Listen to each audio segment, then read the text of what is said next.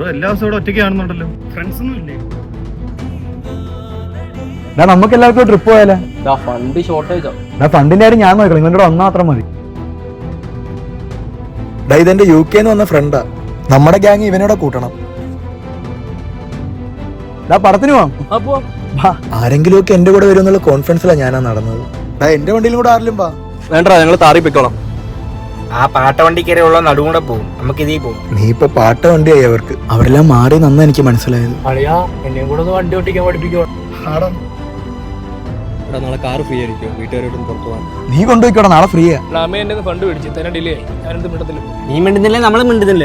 അതത്രേ ഉള്ളൂ. നീ താറടി കളിയാ. എന്റെ സന്തോഷത്തെക്കാൾ കൂടുതൽ ഞാൻ എന്റെ കൂട്ടുകാരുടെ സന്തോഷത്തിന് പ്രാധാന്യം കൊടുത്തു. ഈ ലോകത്തന്നെ ഒറ്റപ്പെടുത്താത്തത് ഇവൻ മാത്രമേ. ഇന്ന് ഞാൻ ഒറ്റയ്ക്ക് ജിമ്മിൽ പോകാനും സിനിമ കാണാൻ പോകാനും ഫുഡ് കഴിക്കാൻ പോകാനും പഠിച്ചു. ഒറ്റയ്ക്കുള്ള ജീവിതം മടുപ്പാണെന്ന് ഞാൻ വിചാരിച്ചു, പക്ഷെ അത് ആസ്വദിച്ചു കഴിഞ്ഞാൽ അത് വല്ലാത്തൊരു ലഹരിയാണ്. എനിക്കിന്ന് ഒരുപാട് ഫ്രണ്ട്സ് ഇല്ല, ഒരു ഫ്രണ്ട് ഉണ്ട്, അത് ഇവൻ എന്റെ ബെസ്റ്റ് ഫ്രണ്ട്.